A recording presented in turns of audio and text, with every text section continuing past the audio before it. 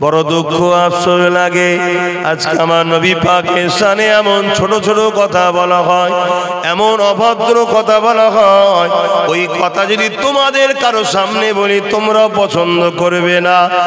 আর যদি আমি তোমাদের কাউকে বলি যে তোমরা রাখাল ছিলে, কেউ পছন্দ করবে? বলো, কেউ পছন্দ করবে? একজন হাত তুলে বলো যে আমাকে রাখাল বললেই পছন্দ করবো। আল্লাহ নবী একদিন গনিমতের মাল বন্টন করছে, এমন সময় জুলখায়সারা তামিমি বলে একটা ব্যক্তি দাঁড়িয়ে গেল। আল্লাহ নবীকে বলতে লাগলো, ইত্তাকুল্লাহ, তুমি আল্লাহকে ভয় করো, আদিল, তুমি ইনসাফ করো। হযরত ওমর ফারুক পাশে দাঁড়িয়েছিলেন। হুজুর বলতে লাগলেন, ইয়া রাসূলুল্লাহ, হাবিবাল্লাহ, আপনি ইজাজত দেন, এই মালাউনের আমি বিচার করব। এই মালাউনের এত বড় সাহস।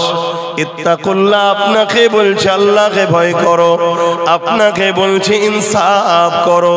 ইয়া রাসূলুল্লাহ, হাবিবাল্লাহ, আপনি যদি আল্লাহকে না ভয় করেন, আপনি যদি ইনসাফ না করেন, তাহলে পৃথিবীতে করবে কে? আল্লাহ নবী সাহাবা ওমর ফারুককে বললেন, একে চিনে রাখেন, এর নসল থেকে একটা দল বাহির হবে যারা এত সুন্দর নামাজ পড়বে। এ সাহাবারা তাদের নামাজের সঙ্গে তোমাদের নামাজের যদি কম্পেয়ার করা হয়, তোমাদের নামাজ অর্থাৎ সাহাবাদের নামাজ ওই জুলখায়সারা তামিমির গোষ্ঠীর যে নামাজ হবে, ওই নামাজের কাছে সাহাবা তোমাদের নামাজটা বড় তুচ্ছ মনে হবে।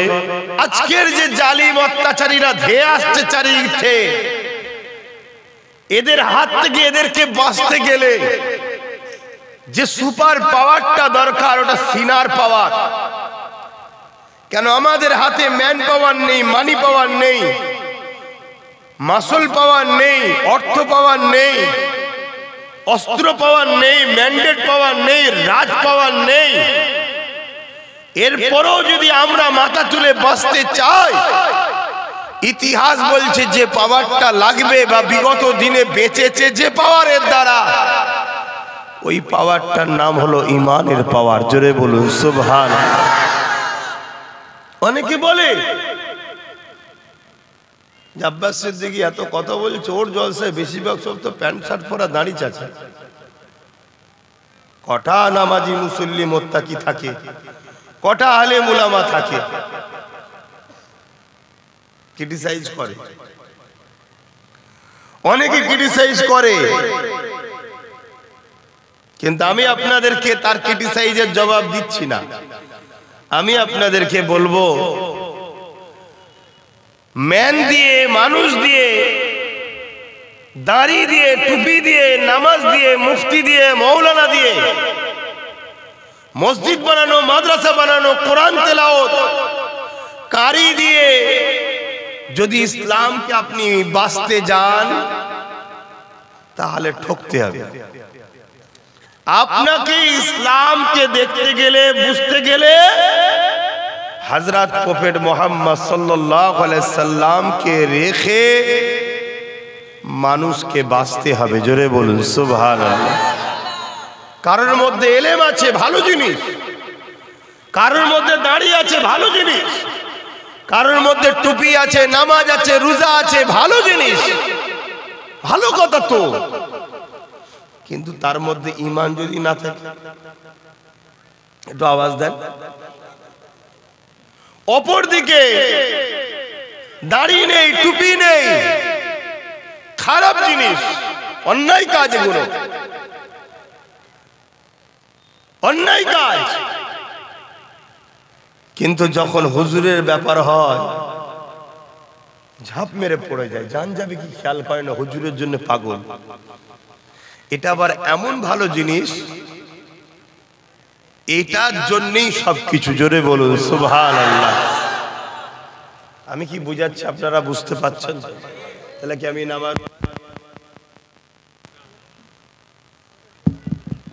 আমি কি নামাজ রোজার বিরুদ্ধে মনে হচ্ছে? নাউজুবিল্লাহ। গায়ের মুসলিম আর মুসলমানের মধ্যে পার্থক্য হলো নামাজ, জাহিরি পার্থক্য হলো নামাজ। আল্লাহকে যে সেজদা করে না সে নিজেকে অহংকারী মনে করে, তাই আল্লাহর কাছে মাথা নত করে না। এটা কত খারাপ জিনিস। কিন্তু আমার বোঝাবার উদ্দেশ্য, বাপ ভাই মা বোন, ঈমানকে বাঁচান। কেননা ঈমান যদি না থাকে সব থাকার পরও নেই, সব থাকার পরও নেই। উদাহরণস্বরূপ দুটো হাত আছে, ভালো না খারাপ? ভালো জিনিস, প্রয়োজন। দুটো চোখ আছে, ভালো না খারাপ? দুটো পা আছে, দুটো কিডনি, সব ভালো। জবানে কথা আছে, 32টা দাঁত আছে, খাই, জিভ আছে, সব ভালো। কিন্তু জানটা নাই। বলো, জান জান কি গো আর কাজে লাগবে? এ হাতলে কাজে লাগবে? এ পা, এই জানটা হলো হুজুর। জোরে বলুন সুবহানাল্লাহ। একটু বুকে হাত দিয়ে বলুন না হুজুর, বলুন সুবহানাল্লাহ। এই হাতটা হলো নামাজ, এই চোখটা হলো রোজা। বুঝাবার জন্য বলছি, এগুলো ভালো জিনিস, দরকার। যার রোজা নেই তার মানে চোখ নেই, জান আছে, বেঁচে আছে। যেমন অন্ধকে সামলাতে কষ্ট পেতে হয়, তাকে কষ্ট পেতে হচ্ছে। যেমন হাত ছাড়া মানুষ কত বিকলাঙ্গ, অসুবিধার মধ্যে, যার নামাজ নেই সে সেরকম সমস্যার মধ্যে পড়ছে, কিন্তু তার জানটা আছে, সে বেঁচে আছে। আমার হুজুর যার মধ্যে নেই তার কিচ্ছু দাম নেই। আর মনে রাখবে, ইসলামের দুশমনরা দেখে দেখে এই বড় বড় মুফতি, মাওলানা, মুহাদ্দিস এগুলোকেই ধরবে, ধরে তাদের দ্বারাই আমাদেরকে ধ্বংস করবে। আল্লাহ নবী একদিন গনিমতের মাল বন্টন করছে, এমন সময় জুলখায়সারা তামিমি বলে একটা ব্যক্তি দাঁড়িয়ে গেল। আল্লাহ নবীকে বলতে লাগলো, ইত্তাকুল্লাহ, তুমি আল্লাহকে ভয় করো, আদিল, তুমি ইনসাফ করো। হযরত ওমর ফারুক পাশে দাঁড়িয়েছিলেন। হুজুর বলতে লাগলেন, ইয়া রাসূলুল্লাহ, হাবিবাল্লাহ, আপনি ইজাজত দেন, এই মালাউনের আমি বিচার করব। এ মালাউনের এত বড় সাহস। ইত্তাকুল্লাহ আপনাকে বলছে আল্লাহকে ভয় করো, আপনাকে বলছে ইনসাফ করো। ইয়া রাসূলুল্লাহ, হাবিবাল্লাহ, আপনি যদি আল্লাহকে না ভয় করেন, আপনি যদি ইনসাফ না করেন, তাহলে পৃথিবীতে করবে কে? যে লোকটা বলছে তার মুখে দাড়ি ছিল না? ছিল না। পাগড়ি, সে মুসলমান দাবি করেছে না করেন? এটা হ্যাঁ কি না বলে? সব ছিল। আল্লাহর নবী কি বললেন? না, একে মেরো না, একে দেখে রাখো, এর নসল থেকে দল বাহির হবে, খুব শিগগিরই দল বাহির হবে। যারা কিরাত পড়বে সাহাবারে, মন দিয়ে যুবকরা শোনো, কেন তোমরা এখন ফেসবুকের হুজুর ধরছ তো, ইউটিউবের হুজুর ধরছ তো। আর এই কথাগুলো বলার মূল উদ্দেশ্য হলো, যত হক সিলসিলা আছে সেগুলোকে মিটাবার একটা পরিকল্পনা চলছে। তো পশ্চিম বাংলায় সব থেকে বড় এবং একত্রিত হয়ে যে সিলসিলা আছে, সে সিলসিলার নাম কি? ফুরফুরা শরীফ দাদা পীরের সিলসিলা আহলুস সুন্নাত ওয়াল জামাত। একেও মিটাবার পরিকল্পনা চলছে। তাই আপনারা আমাদের দাদা পীরের ঘরের ছেলে তো, তাই একটু বুঝাচ্ছি, খারাপ নিচ্ছেন নাকি?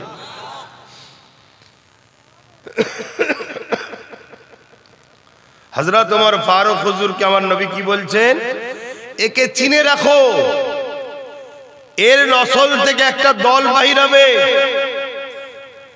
যারা কোরআন এত সুন্দর পড়বে সাহাবী, তোমাদের সঙ্গে এদের কোরআন পড়া যদি কম্পেয়ার করা হয়, প্রতিযোগিতা করা হয়, তারা ফার্স্ট হবে।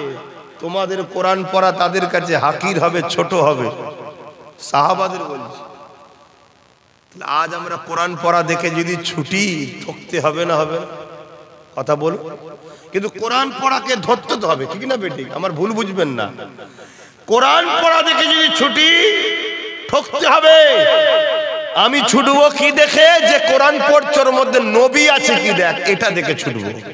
যদি নবী থাকে আর কোরআন যদি পড়ে এর তুলনায় হয় না। জোরে বলুন সুবহানাল্লাহ।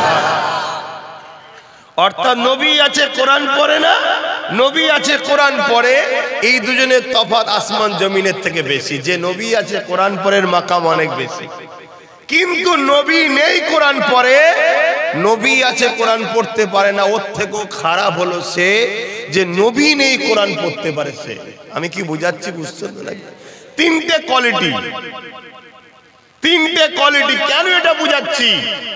কারণ আমার ঘরের যুবকদের অন্তরে নবী আছে, এগুলো এমন লোকের পাল্লায় পড়ছে যাদের মধ্যে নবী নেই, তাদের পাল্লায় পড়ে গিয়ে যদিও নবীটা ছিল হয়তো কোরআন ঠিকভাবে পড়তে পারতো না, ওটা বেরিয়ে গেল। এই জন্য বুঝাচ্ছি। খারাপ লিখছে যে এই হুজুরটা এলেই ঝগড়া করে নাকি? আমাকে ঝগড়া করছি মনে হচ্ছে না নবীর উম্মদের বাঁচাবার চেষ্টা করছি? কোনটা? কেন শোনেন আমার যুবকরা, আল্লাহ নবী সাহাবা ওমর ফারুককে বললেন, একে চিনে রাখেন, এর নসল থেকে একটা দল বাহির হবে যারা এত সুন্দর নামাজ পড়বে, এ সাহাবারা তাদের নামাজের সঙ্গে তোমাদের নামাজের যদি কম্পেয়ার করা হয়, তোমাদের নামাজ অর্থাৎ সাহাবাদের নামাজ ওই জুলখায়সরা তামিমির গোষ্ঠীর যে নামাজ হবে, ওই নামাজের কাছে সাহাবা তোমাদের নামাজটা বড় তুচ্ছ মনে হবে। শুনছেন তো? এরকম কত শোনা যায়। কিছু বক্তা বলছে, মৌলানা কি বলছে, যে আমরা যা ইবাদত করছি আবু বকর সিদ্দিকও করতে পারে না। নবীর কথা মিলছে না, মেলে না? কিন্তু তাদের পক্ষেও লোক আছে না নাই? কারা? মুসলমানই তো। তাহলে সে বোকা বানিয়েছে। তা তুমি তো আমার ভাই হও, তোমাকে না বেঈমানটা বানিয়ে দেয়, এই জন্য বুঝাচ্ছি। খারাপ লাগছে? আল্লাহ নবী ওমর ফারুককে বললেন, ওমর ফারুক এদেরকে চিনে রাখো, এরা এত সুন্দর, এদের নসল থেকে যে দলটা হবে এরা যে রোজা রাখবে, ওমর তোমাদের রোজা রাখার সঙ্গে এদের রোজা রাখা যদি কম্পেয়ার করা হয়, তোমাদের রোজা রাখা এদের রোজা রাখার কাছে হাকির মনে হবে। এক কথায় এদের আমলের জিন্দেগির সঙ্গে সাহাবা হুজুরদিগকে বলা হচ্ছে, তোমাদের আমলের জিন্দেগি যদি এক করা হয়, তুলনামূলক কম্পেয়ার যদি করা হয়, সাহাবা হুজুরদিগকে নবী বলেন তাদের আমলটা উঁচু মনে হবে, সাহাবাদের আমল নিচু মনে হবে। অথচ নবীদের পরে আসমানের নিচে জমিনের উপরে সব থেকে সম্মানীয় হলো সাহাবারা।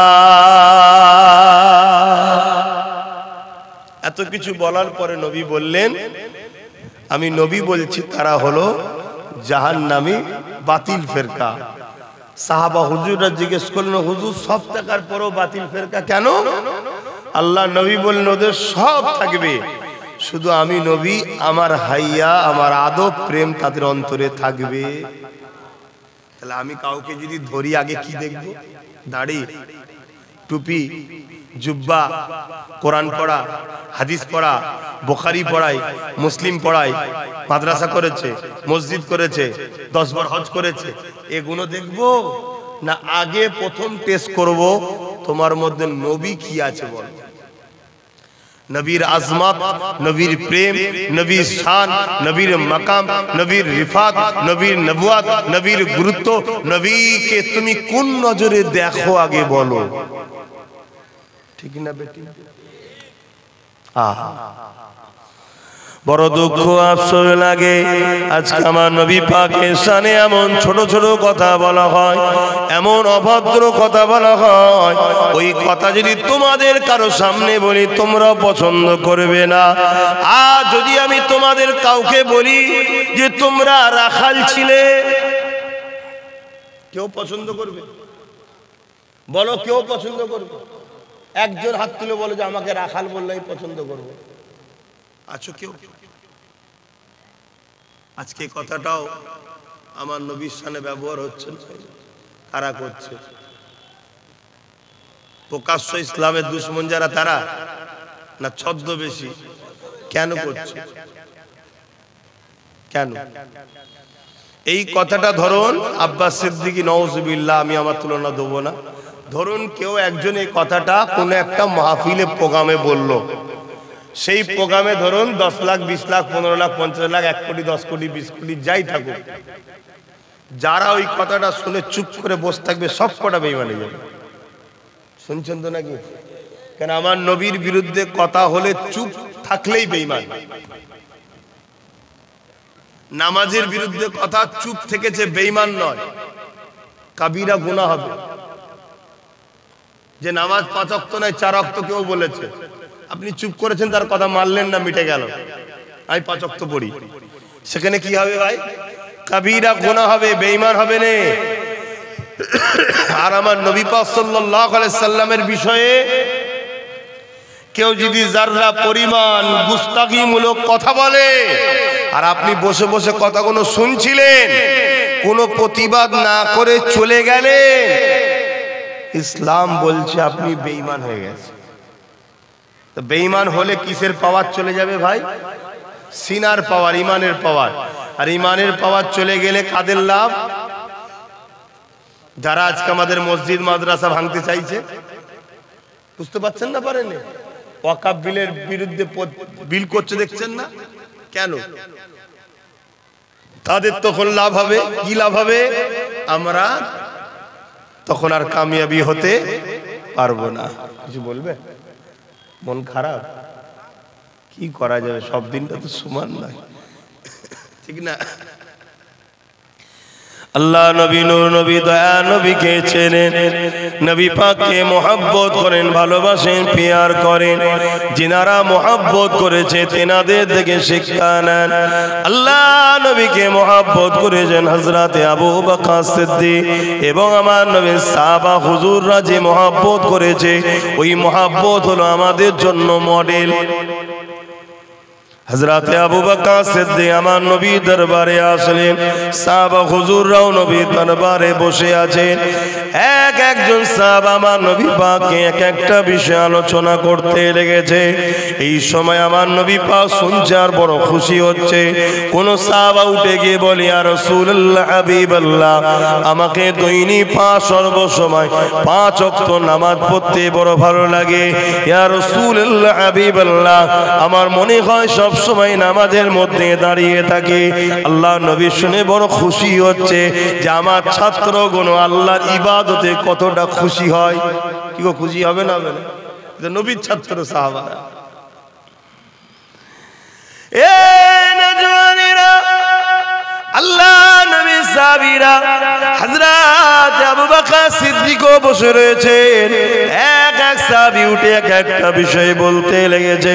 কোন সাহাবী বলতে লেগেছেন, ইয়া রাসূলুল্লাহ, হাবিবাল্লাহ, আমাকে বড় ভালো লাগে, বছরে 5টা দিন রোজা রাখতে আপনি নিষেধ করেছেন, এই 5টা দিন ছাড়া বাকি দিনগুলো আমরা রোজা রাখবো। ইয়া রাসূলুল্লাহ, আমাকে বড় ভালো লাগে। তারা সাহাবারা নামাজ রোজা করেছে না করেনি? কিন্তু নামাজ রোজাকে বেশি প্রাধান্য, মানে আগে প্রাধান্য না নবীকে আগে প্রাধান্য? আর নবীকে সিনায় রেখে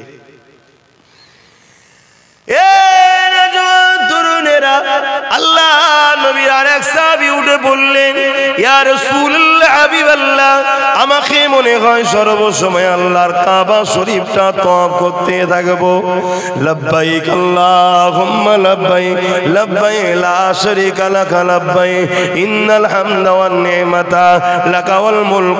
এই সারা দিতে দিতে আল্লাহর কাবা দিকে যাব এবং আল্লাহর কাবা শরীফটাকে তওয়াফ করে যাব। ইয়া রাসূলুল্লাহ, হাবিবাল্লাহ, এটা আমাকে বড় ভালো লাগে। নবী আমার এগুলো শুনছে বড় খুশি হচ্ছে। কিন্তু মনে রাখবে, আমার নবী পাকে সাহাবাদের কাছে সব কিছুর আগে নামাজ রোজা, সব কিছুর আগে আল্লাহ নবী হলো বেশি পেয়ারা।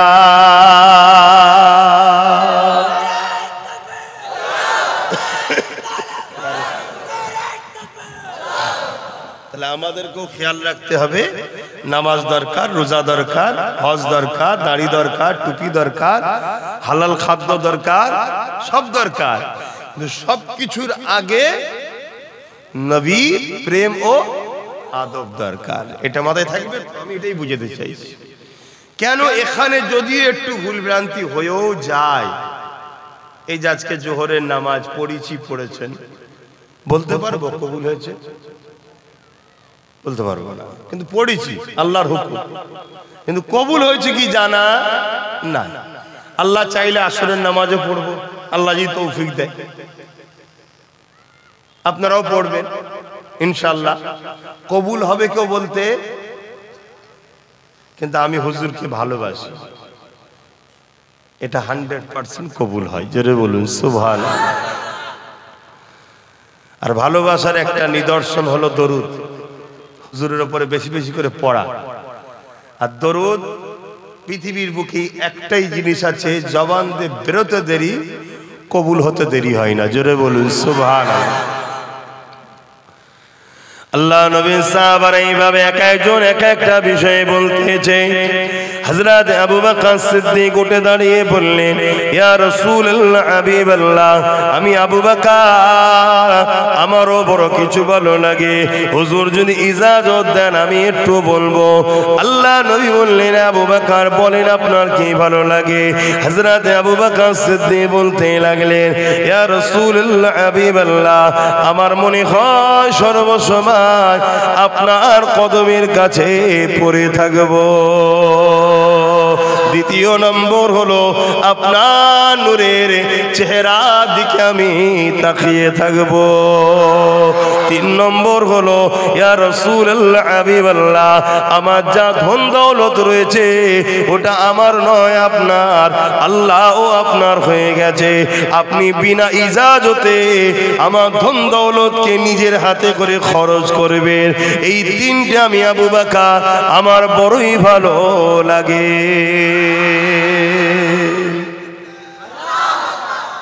আল্লাহ, নামাজি তো পাওয়া যাবে। কাউকে যদি বলা হয় তোমার যা ঘর বাড়ি টাকা পয়সা আছে সব হুজুরের জন্য লিখে দাও, পাওয়া যাবে? কথা বলছো না তো, তাহলে প্রেম কোথায়? হ্যাঁ,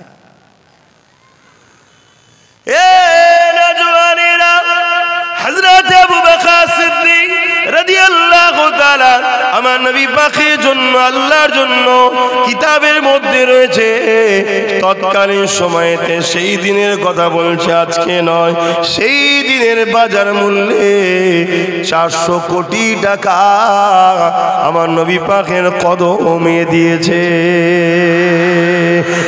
আজকে দিনে তাহলে 400 কোটি সেদিনের, আজকে তাহলে কত হতে পারে খেয়াল করে দেখেন। এ যুবকের আজ থেকে বেশি নয় 50-60 বছর আগে পিছিয়ে যান, 1000-1500 টাকায় এক বিঘে জমি পাওয়া যেত। কি গো আব্বারা, বেশি নয় 60-70 বছর পিছিয়ে যান, 1000-1500 টাকা জমি পাওয়া যেত এক বিঘে। কি পাওয়া যেত না, যেত না? আর সেই সময়ের কথা বলছি, তখন 400 কোটি টাকা আমার নবীর কদমে দিয়েছে। মহব্বত কাকে বলে? আল্লাহ নবী, নূর নবী, দয়ার নবী আবু বকর সিদ্দিকের কথা শুনে বড় খুশি হয়ে গেলেন।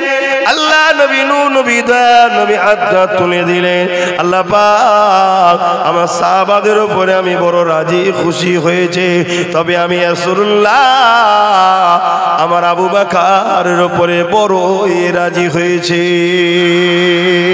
আমার নবী পাকের দোয়া আমি শোনো না গো, এ যুবকেরা, তরুণেরা, বাপেরা, আমার নবী পাক যখন গারে সুরে গিয়েছিলেন হিজরতের দিনেতে, ওই গারে সুরের মধ্যে নবী পাক আর সিদ্দিক আকবর 3 দিন ছিল।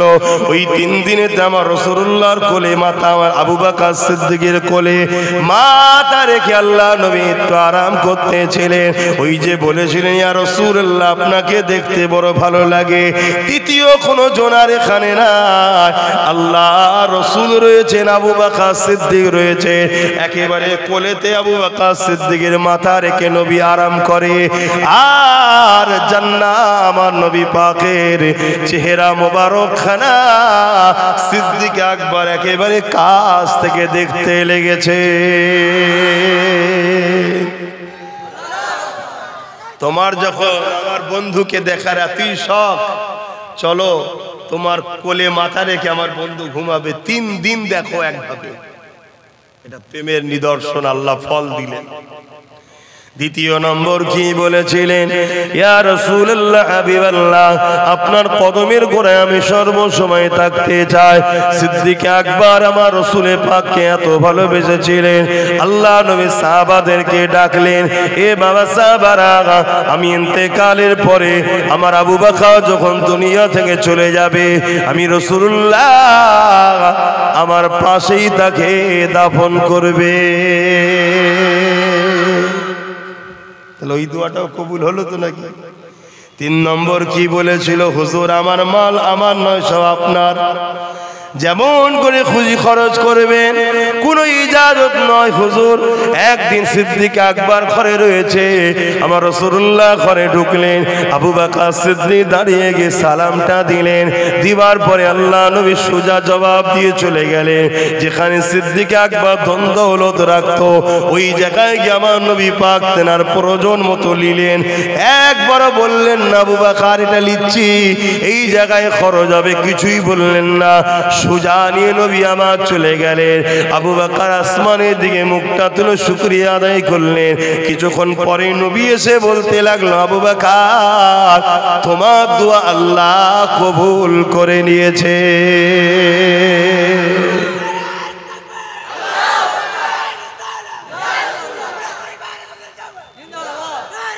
আল্লাহু আকবার। তাহলে নবীর মোহাব্বত কাকে বলে দিচ্ছে?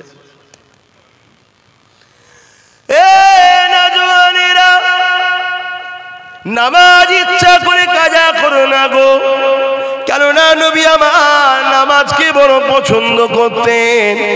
এবং নেনই বা তুমি আমি নামাজ ছেড়ে দিচ্ছি, নামাজ পড়ো, নামাজ পড়ো। নামাজই তো তোমাকে আমাকে নবীর প্রেম আরো বাড়াবে।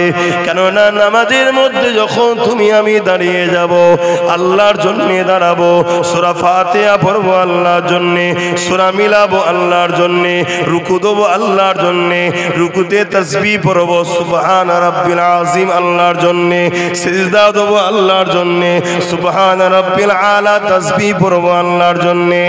এ না জওয়ানেরা, এক কথায় এইভাবে যখন নামাজটা দূরে কাতে যদি হয়, যখন তুমি আমি বৈঠকে বসে যাব, এবারে তাশাহুদ পড়ে সালাম ফিরাবো, আমার আল্লাহ পাক এই জায়গায় জানিয়ে দিচ্ছে, বান্দারে বান্দিরে, তোমরা যদি চাও নামাজটা কবুল করে নি, তবে মনে রাখো এই নামাজের মধ্যে আমার হাবিব প্যারা নবীকে সালাম দাও।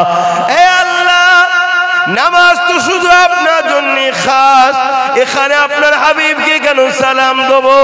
আপনি তো বলেছেন নামাজের মধ্যে দাঁড়িয়ে গেলে প্রাইম মিনিস্টার এলে সালাম দিলেও জবাব দেওয়া যাবে না, আর তুমিও সালাম দিতে পারবে না। নামাজের মধ্যে দাঁড়িয়ে গেলে মা সালাম দিলেও জবাব দেওয়া যাবে না, বাপ সালাম দিলেও জবাব দেওয়া যাবে না, কেউ কাউকে দেওয়া যাবে না। কেন? এখানে নামাজ শুধুমাত্র আল্লাহর জন্যে। আল্লাহ এখানে আপনার হাবিবকে কেন সালাম দিতে বলছেন? আমার আল্লাহ জানিয়ে দিল, আমার বান্দারে, আমার হাবিব আমার পর নয়, আমার হাবিব হলো আমার আপন। নামাজ যদি কবুল করাতে চাও, বলো আসসালামু আলাইকা আইয়ুহান নবী, আমার নবীকে সালাম দাও। তাহলে নামাজেরও নামাজ আমার নবী, জোরে বলুন সুবহানাল্লাহ। নবীকে সালাম না দিলে নামাজ, জোরে বলুন। নবীর গুরুত্ব বাড়াচ্ছেন কে?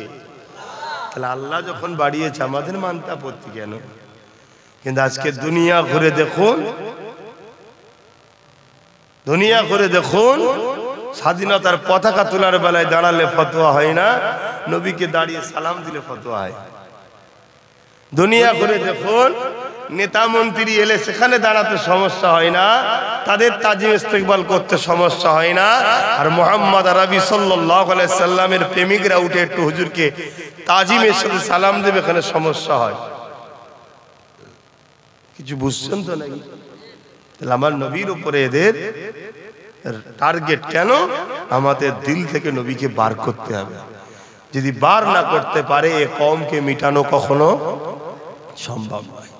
যতদিন এ দিলে রসুল থাকবে এ কম মচকে যাবে, ভেঙে যাবে না, কখনো কখনো দুর্বল হয়ে যাবে,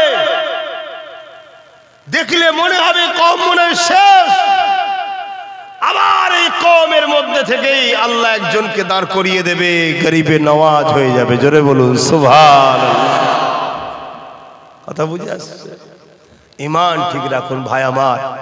আমার এই বক্তব্য একটাই, নামাজ পড়তে হবে, রোজা রাখতে হবে, হজ করতে হবে, যাকাত দিতে হবে, এটা সবাই জানি, কিন্তু এগুলো ঈমানদাররা করলে কামিয়াবি, বেঈমান করলে কামিয়াবি নয়। এখানে আরো একটা কথা বলি,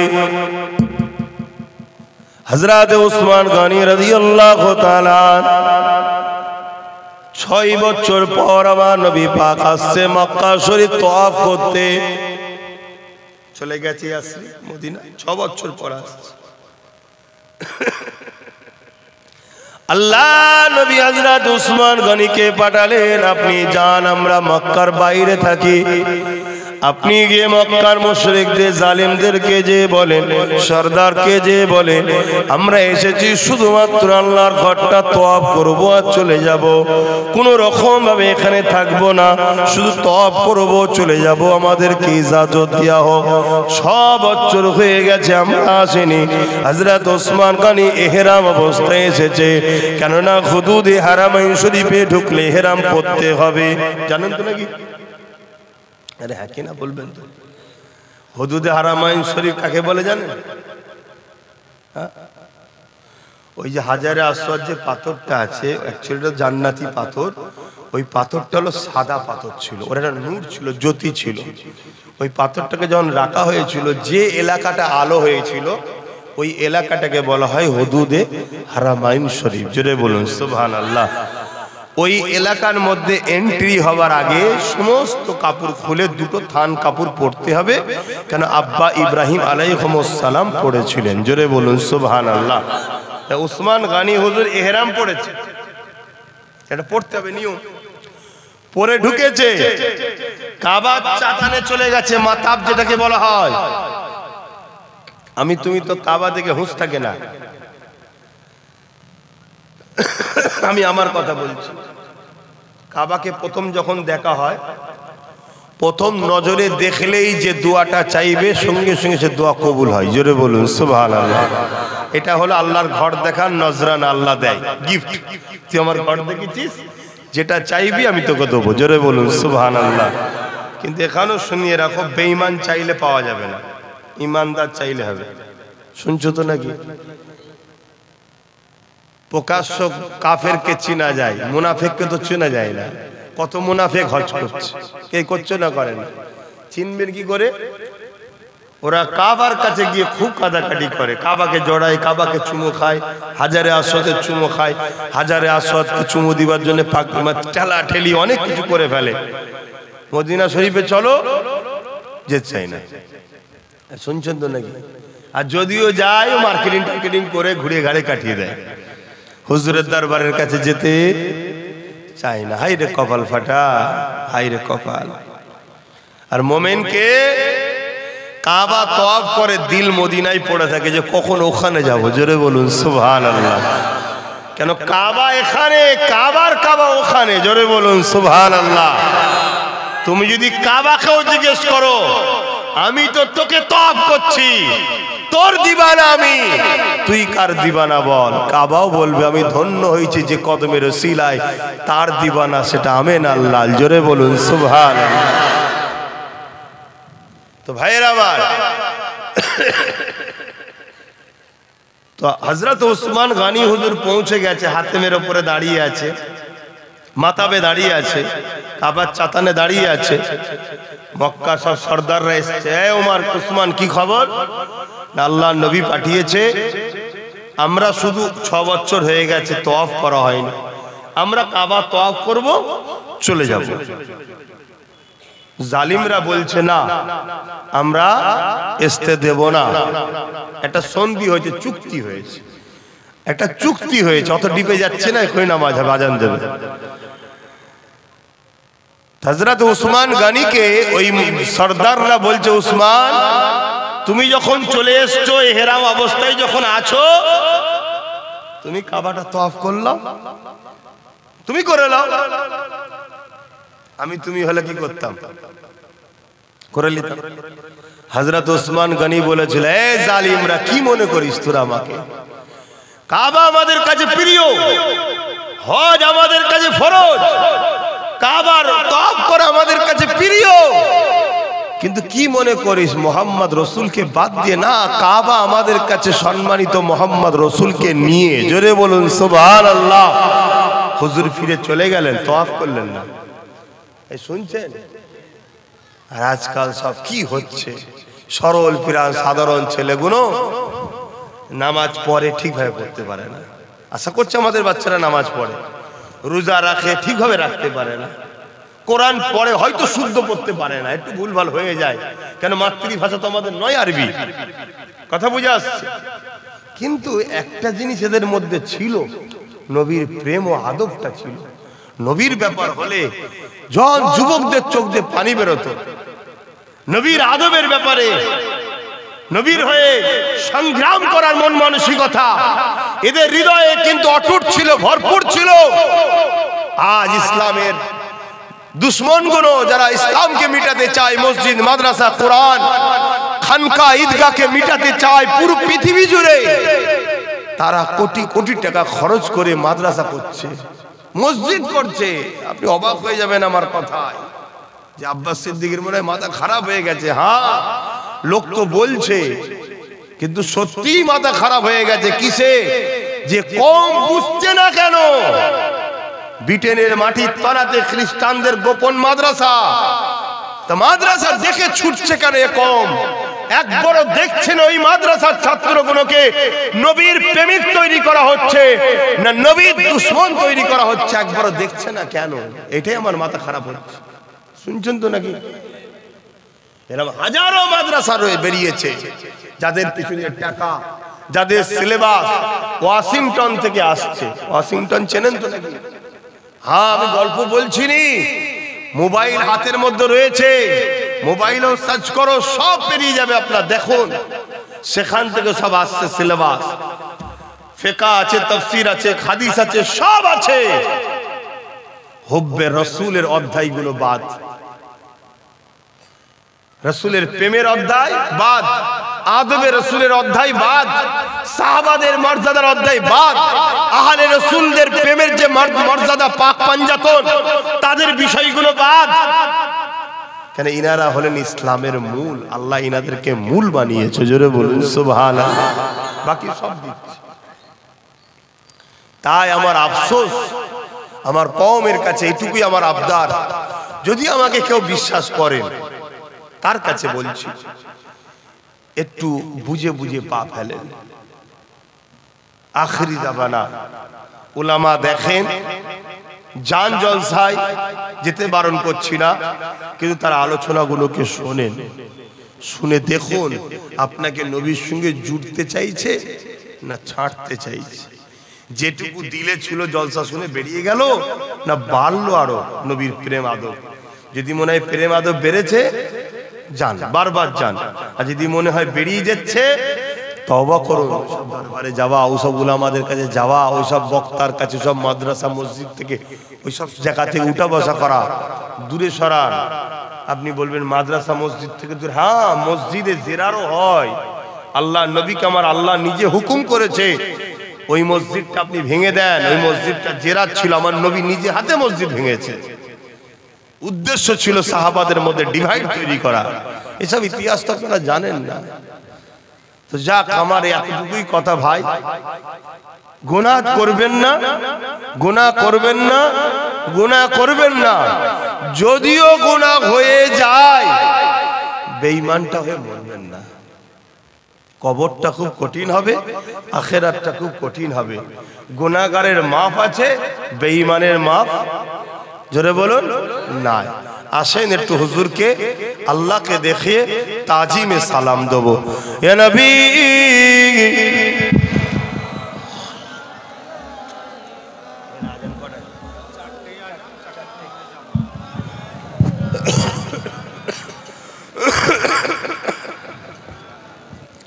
মসজিদে 4টে আজান, 4:15 নামাজ। হয়তো সালাম পড়াতে করতেই আজান হয়ে যাবে। আজান হয়ে গেলে আমি দোয়া করে দেবো, তারপর গিয়ে নামাজ পড়বো আমরা। ঠিক আছে, আসুন সবাই একটু সালাম দিয়ে নি। ইয়া নবী সালাম, ইয়া রাসূল, ইয়া হাবিব সালাম। ভক্তির সাথে আমরা সালাম দেবো, হুজুর জবাব দেবে, এই জন্য আদবের সঙ্গে দিতে হয়, ভক্তির সাথে দেন। ইয়া নবী সালাম, ইয়া রাসূল, ইয়া হাবিব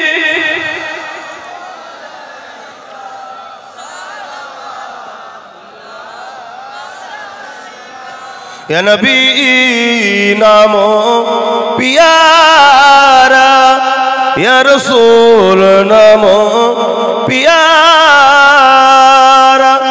अर्श पर हक ने पुकारा, सच पैगंबर हक हमारा। या नबी सलामो,